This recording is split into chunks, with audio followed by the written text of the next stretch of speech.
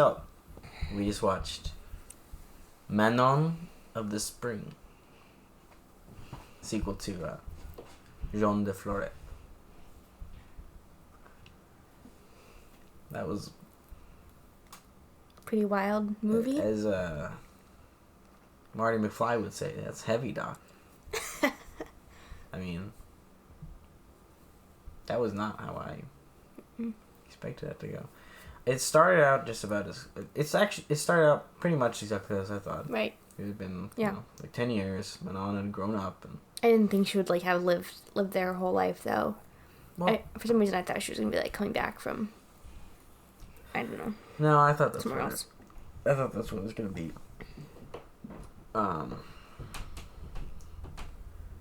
Yeah, Uglin, or however you say his name. He, went crazy over her. All that stuff. I was like not surprised about. Right. Yeah. Obviously not surprised that she rejected him because. Yeah. You're such a horrible person. It's something I've been thinking about since we watched the first one. It struck me as one thing that's so compelling about these films is that it's a very good picture of just fallen man in general, right? Because you have Uglin and Pepe. Pepe. Oh. They say Pepe the entire movie. It's like a puppet. But you have Uglin and Pepe. They are, on the surface, very unassuming farmers, French countrymen. Just trying to make the living like everyone else. Trying to make the living like everyone else. And they are making a living. Like, they actually have quite a bit of money. Mm-hmm. To the point where Uglin is just doing whatever he wants. Yeah. He has a harebrained scheme about growing carnations for no particular reason. Because he just doesn't know what else to do. People with... At first they seem unassuming, but really they're people that basically have more money than they need. And yet, like many people who have more money than they need, they just want more. Yeah. They're overcome by their greed in the first film. Their obsession with this stupid piece of land. To the point where they end up killing a guy. 2 guys. Alright, yeah, and you totally forget about the first one. Yeah, that was crazy. Just murder him. And then, so the first film, they're overcome by greed and their obsession with the land. In the second film, Uglin becomes overcome with his lust for this girl. It drives him insane. He wants her so badly. After seeing her like 3 times. To the point where, he kills himself. Mm-hmm. That was, the point in the film where I was like, oh wow, this is stuff's getting serious. Mm-hmm. Yeah. And then of course later you find out Jean from the first film was Pepe's son. Mm-hmm. Yeah, that was pretty crazy. I wasn't expecting that. You just... That scene just struck me so much.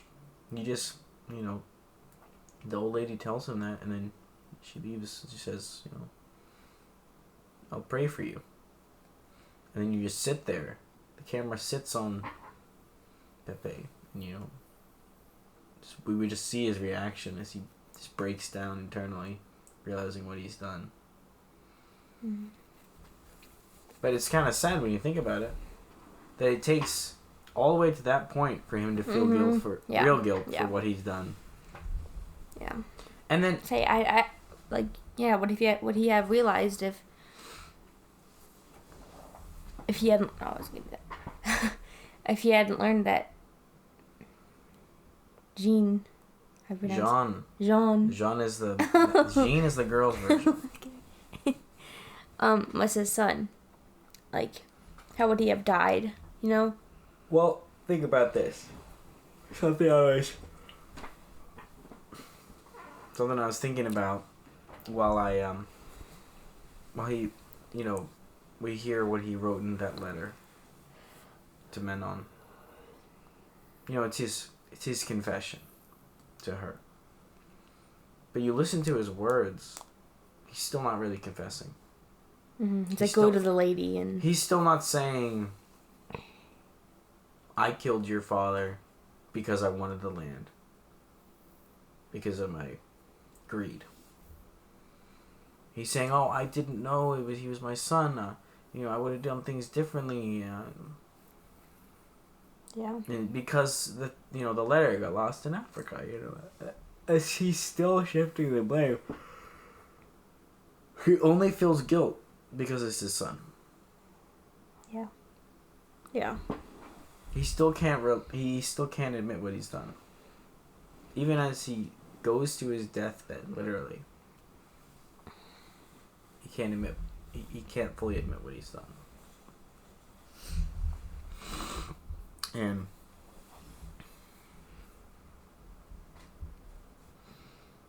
these two films really are, like I said, they're a very good picture of the fallen nature of man. Even people who seem like normal people, they just seem like normal people on the surface, but, you know, outside of Christ, they're still corrupt. And then they go to church because they want their water back.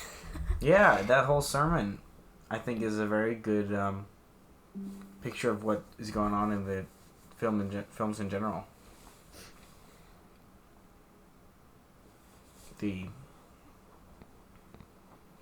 That pastor or priest, he calls them all out.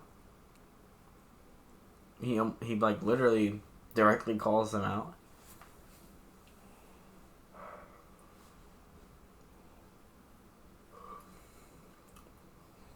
But the ending is the real kicker. Mm-hmm. It shows that whole second film, especially, you know, it's about the cycle of violence, returning evil for evil. You know, Manon gets her revenge, which is not right of her. Mm-hmm. Yeah. I mean, she's literally playing God.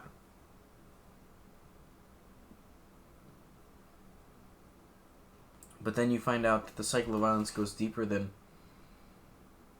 you even think because of, you know, Jean being Pepe's son. The self-destructiveness of sin leads to us destroying ourselves. Inevitably. You know, it's like the classic image of the snake eating its own tail. It's a biblical image. That is what sin does to us. Through our pride, we seek more and more and more. Nothing's good enough. Nothing can satiate us. Till eventually we start destroying even ourselves. And this is just a very literal picture of this. Pepe just killed off his entire bloodline. Because he was foolish enough to not get married in the first place. He was foolish enough he led his nephew astray. I mean, like, Uglin is a very simple guy. He's the sort of guy that would be described as taking visible effort to think. Like, when he's thinking about something, you see it on his face. You see the cogs whirring, and he's like, he's getting there. He's kind of childlike, really. It's really, like, the very first part of the very first movie. and him like going running to Pepe. That's the most innocent, like, he is the whole movie. Like, I was going back to that and I was like, wow, like, he seems like just, and he was just a normal guy, and you're like, just a oh young wow, man. yeah. I mean, like, he was like 20 in the first film. Yeah. He's a young man who was kind of slow and didn't really grow up. Yeah. And his uncle led him astray because, Uglin he wanted the water, but he would never have resorted to that. Think about it. His uncle is the one who killed his neighbor. Mm-hmm. His uncle is the one who he was just kind of following along. He came up with a scheme. Yeah. And so in some ways, Uglin is right when he yells his uncle. He runs away and he said, "You've ruined me." Mm-hmm. Yeah. Which is not to take away from Uglin's own right, wrongdoing. His own wrongdoing and his own actions. responsibility. Yeah, it's the consequences of his own actions, because that's the whole argument of like nature versus nurture, and how much of how we turn out is dependent on our parents and those who raise us. It's like a lot of it is dependent on how we were raised, but at the end of the day, it's still down to your actions. You still have the choice to do the right thing. You can't just say, "Oh, my parents raised me wrong, so I never could have done I never could have lived a good life." That's not true. Right. There are people. There are definitely there are many people who are raised in terrible households, who overcome that and become godly men and women. But that's not to say that it is harder for them. That's why leaders are important. That's why parents are important. Or parental figures. Mm-hmm.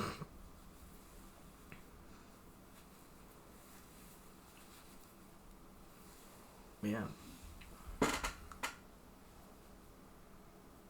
It's a fascinating film.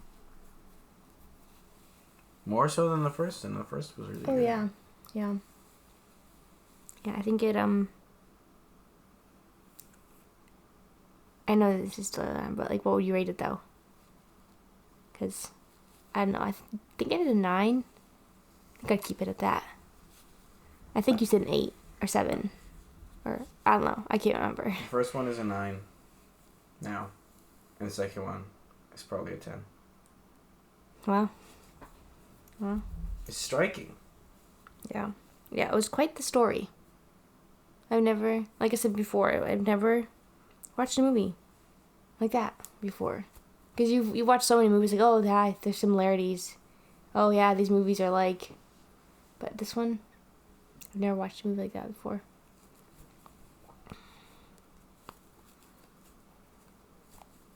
So I guess in that way I'd give it a 10. Yeah. Because it's... That's fair. I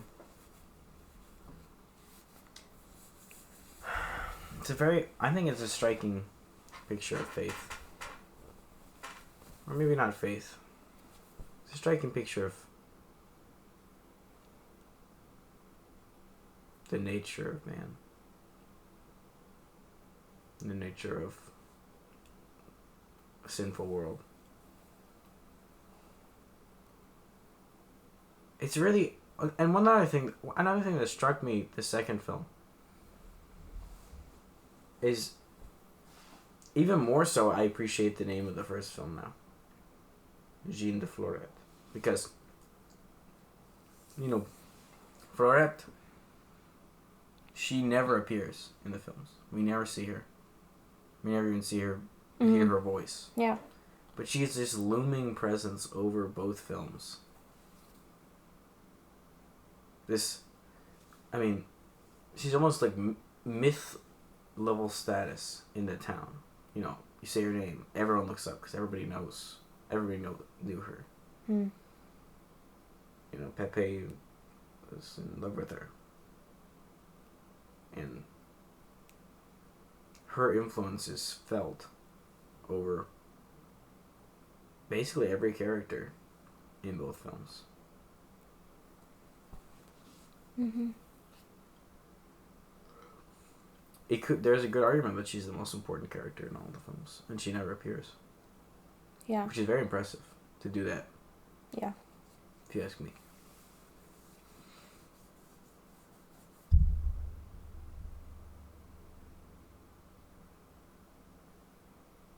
Yeah, everything.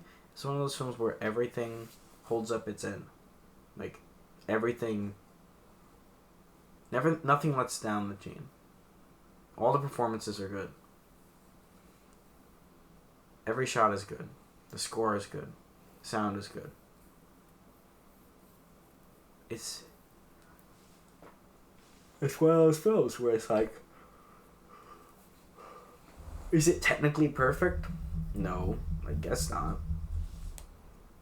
But it was really, really, really good. No, but every part is very good. And they all come together. Magnificently. They all make a complete whole.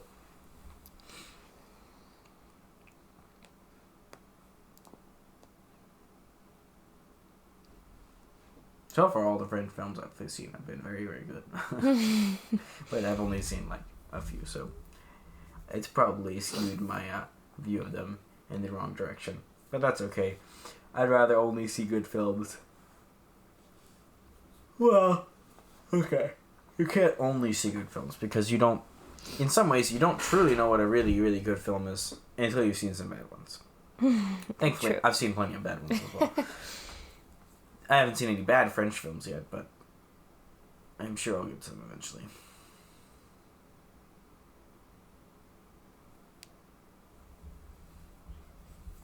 Well, any other thoughts?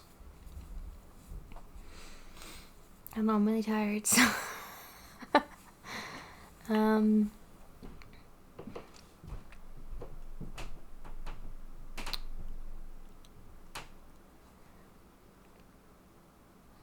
The old lady and Delphine. Mm-hmm. Was she mentioned in the first one? Like, as an old friend or something? Because I was like, huh, I wonder... I guess she was just a friend of Florette's. Well, she's just an old lady who knows everybody. And clearly, yeah, she was connected with Fleurette. Because she was the only person that Fleurette trusted with that information. Yeah, that was also crazy. I know this is really random, but Fleurette, when she was pregnant, trying to, like, kill the baby, doing all that she could. I'm like, maybe that's why he's a hunchback. I don't know. But that was interesting. It's really sad, though. Yeah. All because one letter got lost. Which, yeah, admittedly isn't his fault. no, that wasn't. Yeah. No. But the fact of the matter is, he shouldn't have tried to get rid of the guy anyway and ruin his life. Whether he's his son or not, doesn't change the facts. Doesn't change his sin. Yeah. Oh, no. Yeah. But he's like all of us. Only feels guilt when we're called out on it. Yeah. No, with that, I think we'll end this episode. Thank you everybody for listening, and we'll catch you next time.